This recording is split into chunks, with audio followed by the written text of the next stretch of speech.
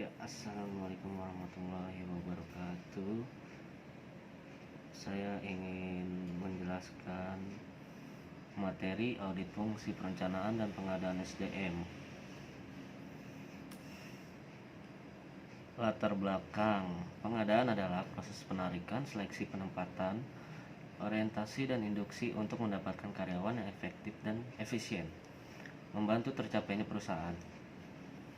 Pengadaan procurement adalah fungsi operasional pertama, MSDM.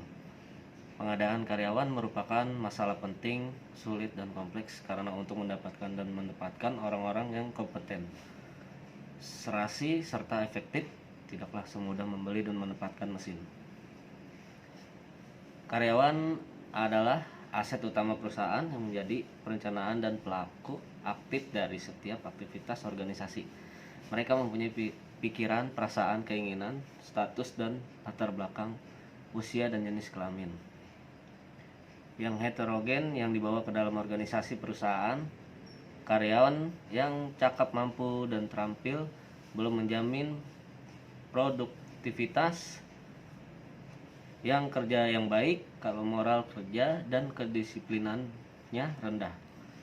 Mereka baru bermanfaat dan mendukung terwujudnya tujuan perusahaan jika mereka berkeinginan tinggi untuk berprestasi. Karyawan yang kurang mampu, kurang cakap, dan tidak terampil mengakibatkan pekerjaan tidak selesai tepat pada waktunya.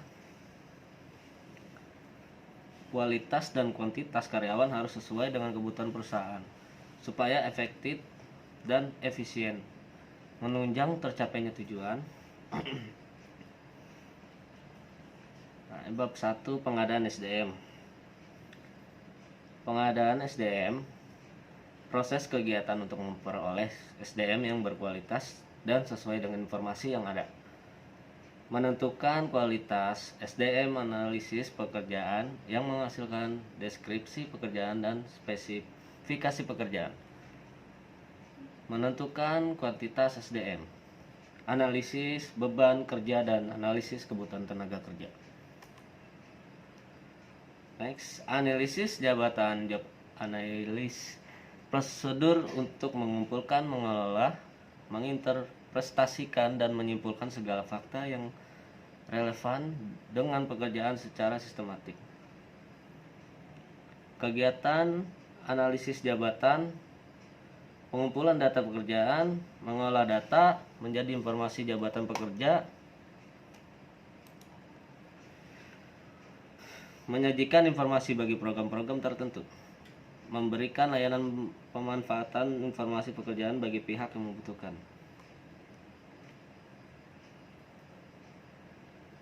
Ada beberapa prinsip analisis jabatan. 1. Harus memberikan semua fakta penting yang ada hubungan dengan pekerjaan. Kedua, harus dapat memberikan fakta yang diperlukan untuk bermacam-macam tujuan. Ketiga, harus sering ditinjau, bila perlu harus diperbaiki. Keempat, harus dapat menunjukkan unsur-unsur pekerjaan yang paling penting di antara beberapa unsur pekerjaan dalam setiap pekerjaan. 5. Harus dapat memberikan informasi yang tepat, lengkap, dan dapat dipercayai. 4 macam informasi dari suatu pekerjaan adalah: 1. Apa yang dilakukan. 2. Syarat-syarat perseorangan. 3. Tanggung jawab jabatan atau pekerjaan. 4. Yaitu kondisi pekerjaan.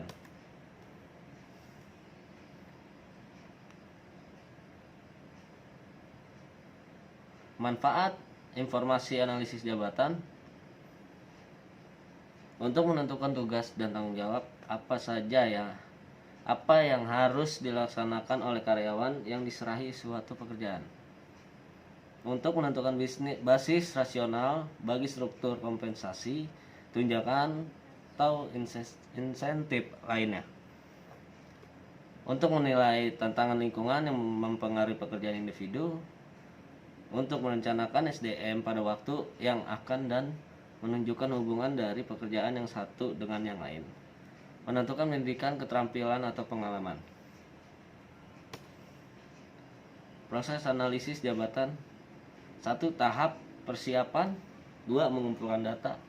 3. Pengolahan data. 4. Diskusi hasil pengolahan data.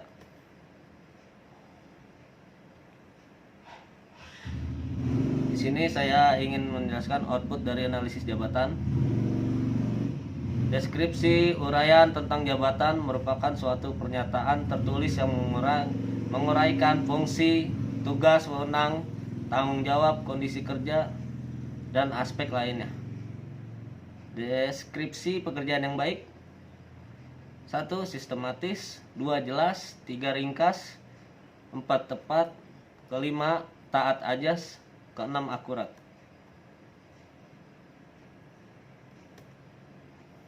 Kita lanjut ke bab 2, perencanaan SDM. Perencanaan SDM. Proses untuk menentukan jumlah dan jenis manusia yang dibutuhkan oleh suatu organisasi atau perusahaan dalam waktu dan tempat yang tepat serta melakukan tugas sesuai dengan yang diharapkan. Aspek pokok perencanaan SDM. 1. Sistematis dan proses yang disadari dan terencana. 2. Proses terus menerus. 3. Tujuan jangka pendek dan jangka panjang. 4. Berhubungan dekat dan integral. 5. Persyaratan SDM dinilai dari segi kualitas dan kuantitas. 6. Persyaratan SDM segi kualitas dan kuantitas. Tingkat sumber daya akan tergantung pada kemampuan. Sumber-sumber daya harus memenuhi persyaratan demi keefektifan organisasi. Pentingnya perencanaan SDM. 1. Perencanaan individu tenaga kerja sangat membantu pekerja untuk mengetahui pengembangan jenjang karirnya, kemampuan untuk menduduki suatu jabatan, waktu terbaik untuk menduduki suatu karir. Yang kedua, kepentingan organisasi. Membantu pimpinan untuk meningkatkan efisiensi SDM, meningkatkan produktivitas kerjanya dan mencegah terjadinya kelebihan atau kekurangan SDM. Ketiga, kepentingan nasional. Bagi masyarakat merupakan suatu sistem yang akan diikuti dalam seleksi dan penarikan tenaga kerja. Manfaat perencanaan SDM. 1. Memenuhi tuntutan persyaratan jabatan yang sering berubah. Kedua, untuk memperhatikan jumlah tenaga kerja yang cukup dengan keahlian yang memadai. Ketiga, dapat menggunakan SDM yang telah ada secara optimal. Keempat, melakukan pengadaan tenaga kerja baru secara ekonomis. Kelima, dapat memenuhi kriteria SDM dan mengantisipasi perubahan tuntutan kerja. Proses perencanaan SDM. 1. Meramalkan kebutuhan SDM. 1. Dapat dilakukan dengan pendekatan yaitu perencanaan untuk status quo. Kedua, petunjuk praktis. Ketiga, metode Delphi. Keempat, skenario. Kelima, peramaian unit. Keenam, simulasi komputer. Meramalkan SDM yang tersedia itu ada persediaan SDM, jumlah dan kualitas tenaga kerja yang ada. B. Masa kerja setiap pekerja. C. Pengetahuan keterampilan yang dimiliki. D. Bakat yang masih baru dikembangkan. E. Minat pekerja yang bersangkutan. Ada tingkat produktivitas, ada tingkat perputaran tenaga kerja, tingkat ketidakhadiran, perpindahan antar pekerja. Membandingkan kebutuhan dan persediaan SDM.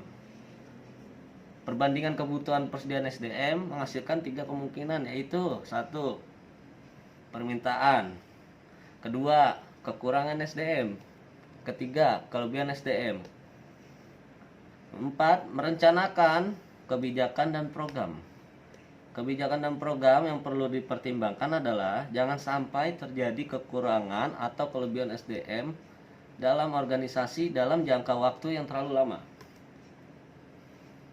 5. Penarikan SDM. Arti pentingnya penarikan SDM yaitu proses mencari tenaga kerja dan mendorong serta memberikan suatu harapan dari mereka untuk melamar pekerjaan pada perusahaan. Tertariknya tidak calon pelamar untuk memasukkan lamarannya ditentukan oleh beberapa hal. 1. Balas jasa. 2. Status karyawan. 3. Spesifikasi pekerjaan. 4. Kesempatan mengembangkan karir. 5. Metode penarikan. 6. Soliditas masyarakat terhadap perusahaan. 7. Peraturan pemburuan. Sumber penarikan SDM. Penarikan SDM dari luar perusahaan. Pelamar langsung, rekomendasi dari karyawan yang sudah bekerja, iklan, kantor penempatan tenaga kerja, lembaga pendidikan, organisasi atau serikat pekerja, lembaga penyalur tenaga kerja, penarikan dari perusahaan lain, nepotisme. Prosedur penarikan SDM ada 3. Membuat pengumuman tentang penarikan SDM. Kedua, penerimaan surat lamaran. Ketiga, pelaksanaan seleksi.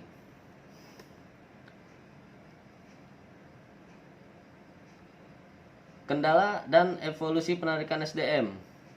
Di situ ada kebijakan organisasional, kondisi lingkungan eksternal, persyaratan jabatan, keterbatasan wewenang petugas. Nah, di sini juga ada keberhasilan program penarikan SDM dapat dinilai 1. Banyak pelamar yang memasukkan lamaran. Kedua, banyak pelamar yang diterima. Ketiga, banyaknya penempatan karyawan yang berhasil dalam melaksanakan tugas pekerjaannya. Di sini sangat penting seleksi SDM. 1. Kinerja perusahaan akan selamanya bergantung pada kinerja SDM. Kedua, seleksi yang aktif adalah sangat penting karena dana yang diinvestasikan dalam menarik atau mengangkat SDM sebagai karyawan sangat besar.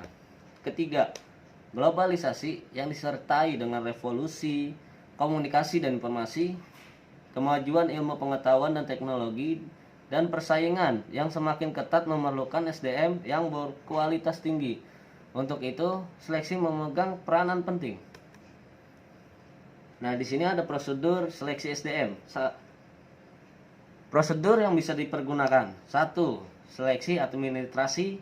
2. Wawancara pendahuluan. Ketiga, pemeriksaan referensi. Keempat, tes fisiologi.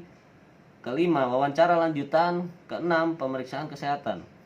Kendala dalam seleksi SDM itu ada 3. 1. Tantangan suplai tenaga kerja. Kedua, tantangan organisasional.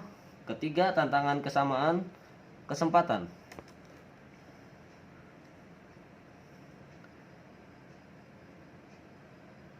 Nah, di sini ada penempatan SDM, mengangkat mereka sebagai calon karyawan atau calon pegawai untuk melaksanakan tugas sesuai dengan formasi. Di sini ada pola pengangkatan SDM. Pengangkatan SDM sebelum mereka mengikuti pelatihan petugas.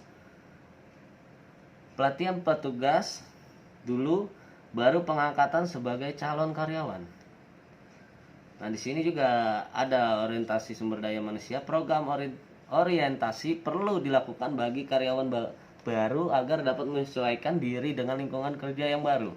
Nah, di sini juga ada tujuan dari orientasi. 1. Untuk mengenal tenaga kerja baru dengan ruang lingkup perusahaan atau kegiatannya.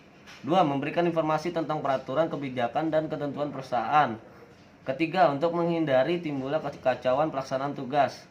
Keempat, menghemat biaya, tenaga, atau waktu. Di sini ada manfaat orientasi bagi SDM. Bisa dengan segera dapat menyesuaikan diri dengan situasi dan kondisi lingkungan perusahaan serta dapat menentukan langkah-langkah terbaik untuk menyelesaikan pekerjaannya. Nah, di sini ada beberapa cara melakukan orientasi. 1. Mengadakan penyeluruhan secara umum atau memberi. Kedua, petunjuk atau mengantar ke tempat atau fasilitas tertentu. Ketiga, mengadakan pertemuan di kelas atau di ruang tertentu. Keempat, pengenalan terhadap karyawan lain dan mencoba melaksanakan tugas atau pekerjaannya. Sekian, terima kasih materi dari saya.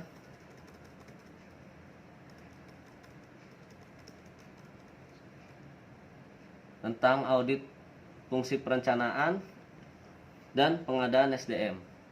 Kurang lebihnya mohon maaf. Wabillahi taufiq wal hidayah.